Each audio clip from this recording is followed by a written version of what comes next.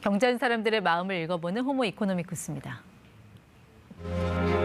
He was mad. He was an interesting man. He was a genius. 살아서 인정받지 못했던 불운의 화가, 하지만 끝끝내 자신만의 세계를 완성한 예술가 빈센트 반 고흐입니다. 자, 이 고흐에 빠져서 인생 공부를 시작하며 지금은 인문학 명강사로 변신한 분이 계십니다. 권영민 인문학연구소장의 인생 명강의 한번 들어보겠습니다. 직접 모셨습니다. 어서 오십시오. 네, 안녕하세요. 소장님. 반갑습니다. 네. 흔치 않는 이 노란색 모자를 쓰고 오셨어요. 평소에도 이렇게 즐겨 쓰세요? 잘 소화하시는데요. 어려운 색깔을. 너무 고맙고요. 사실은 모자 올해 처음 쓰기 시작을 했습니다. 근데 고흐를 공부하다 보니 네. 잘 아시는 것처럼 노란색을 좋아하셨고 네. 저도 노란색 모자에 고흐를 표현하고 싶어서 오늘 이렇게 모자를 쓰고 나왔습니다. 그러고 보니까 그 고흐의 작품 해바라기가 갑자기 네, 떠오르기도 네, 하네요. 맞습니다. 서양에는 수많은 그 별 같은 화가들이 많이 있어요. 네네. 뭐 고흐뿐만 아니라 고갱도 있고. 근데 네. 왜 고흐에 빠지신 거예요? 저희가 어렸을 때 위인전을 보면서 이런 모습 저런 모습 아마 담고 싶었을 겁니다. 그런데 제가 빈센트 반 고흐에게 반한 거는 두 가지 측면이 있는데요. 네.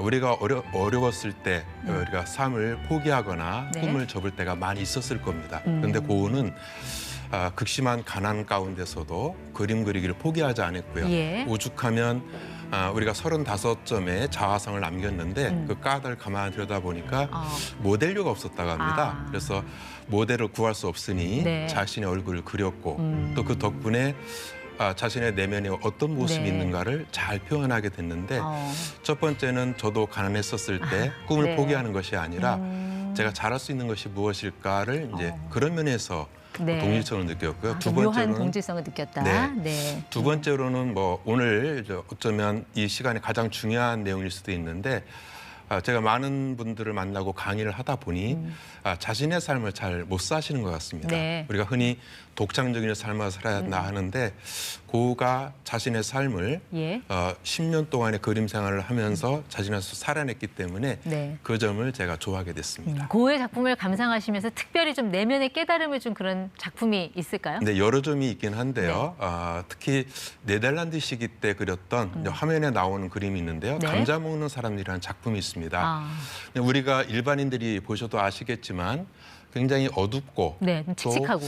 예. 제가 돈이 아무리 많다 하더라도 뭐 사고 싶지 않은 그런 그림입니다. 그런데 네. 정작 고흐 자신은 최고의 걸작품이라는 호칭을 붙였던 작품이기도 이분들이 하고요. 농부죠. 일하고 와서 감자를 네. 먹는 그 맞습니다. 장면인 거죠. 네. 어쩌면 우리 아버지들이 열심히 일을 하고 와서 일터에서 네. 돌아온 다음에 저녁에 즐거운 식탁의 모습을 그려놓은 건데요. 예. 방금 말씀드린 것처럼 즐겁고 밝은 그림이 아니라 한 혹평가가 이렇게 평가했습니다. 가장 지저분한 빛깔의 그림이더라. 네.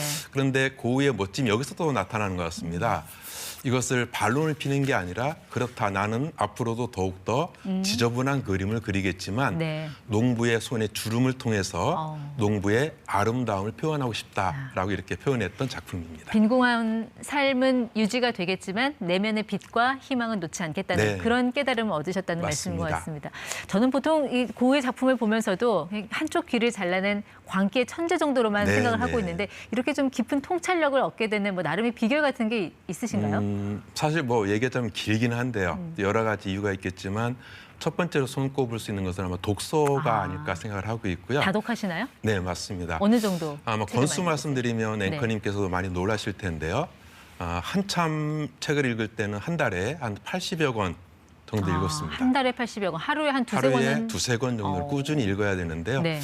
한 공무원께서 제 얘기를 듣고 시도를 해봤다 합니다. 근데 네. 한 달은 읽었지만 1년, 10년은 못 읽었다고 하거든요. 네. 제가 어림잡아 연구소 운영한 지가 30년이 됐으니까 30년 넘게 다독을 해온 것 같습니다. 그렇게 다독해서 그 터득한 독서의 경험, 네, 그리고 네. 또 고흐를 통해서 발견한 어떤 인생 공부 이런 거를 네. 지금 많은 분들에게 또 이제 강의로 인문학 네, 강의로 네. 이제 이름을 알리고 계신데 인문학 강좌에 사람들 많이 옵니까 요즘도?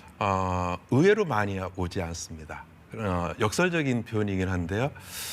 그러나 그중에서도 인문학과를 많이 오시는 분들은 두 부류가 계시는 것 같은데 네. 중년분들이 많이 오시고요.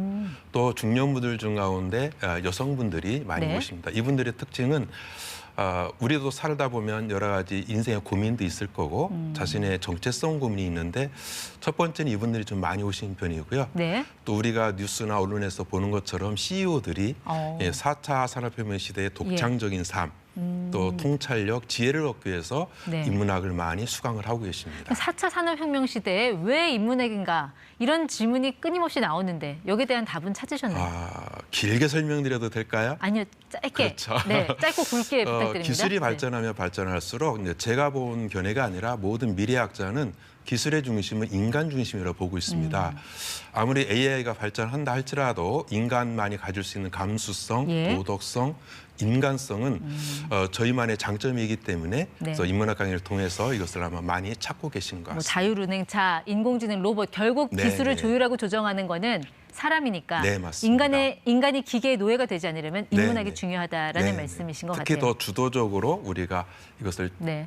지혜를 제공해야 되지 않을까 이런 생각을 갖고 뭐 있습니다. 수강생도 많다고 하셨는데 인문학 강의로 어떻게 좀 이렇게 먹고 살 만큼의 수익이 나옵니까? 어떠세요?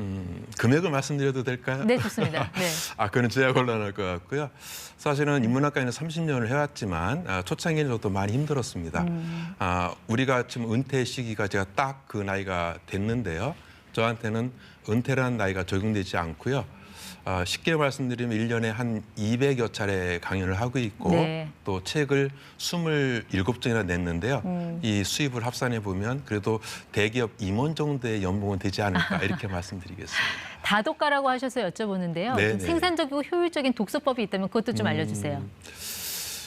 참 이게 어려운 질문이거든요. 뭐 사람마다 다 방법이 다르기 때문에. 근데 저는 독서회 할 때마다 세 가지 것을 말씀드립니다. 첫 번째는 저자를 좀 읽으면 좋겠다. 두 번째는 본문 텍스트를 예. 잘 읽어내야 한다. 그리고 정말 중요한 건 자신을 좀 읽자. 라고 하는데 조금 부연 설명드리면 저희가 러시아 문학책을 읽으면 어렵거든요. 역사라든가 또 이름이라든가. 네. 그래서 그 당시 저자가 처해 있던 문화, 역사, 예. 배경을 이해하는 것만큼 본문이 잘 읽힐 수가 있고요. 네. 또 텍스트 읽기는 쉽게 말씀드리면 네. 지식을 얻는 그렇죠. 공부가 뭐 아니라 구체적으로 독서 노트 이런 것도 좀 네, 쓰세요? 독서 노트도 네. 제가 에버노트라는 프로그램을 쓰고 있는데요. 약 한 3,000권 정도의 노트를 갖고 있습니다. 그래서 메모를 하면서 독서를 하면 조금 네, 더 메모도 하고 이해가 있습니다. 빠를 수 있다. 네, 맞습니다. 오늘 마지막 드리게 되는 질문인 것 네, 같아요. 네.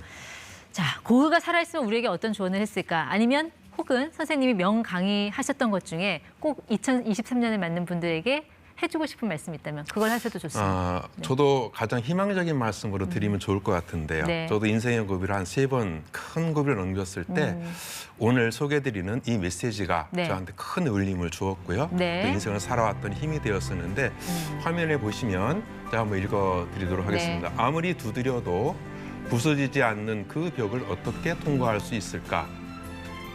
위대한 일은 분명한 의지를 갖고 있을 때 이룰 수 있다. 결코 우연으로 되는 것이 아니다. 네. 이런 문장을 제가 인생의 메시지로 삼고 알겠습니다. 있습니다. 2023년도 요행을 바라지 않는 노력과 끈기와 인내의 삶이 되기를 기대해 보겠습니다. 지금까지 호모이코노미쿠스 권영민 소장 함께했습니다. 고맙습니다.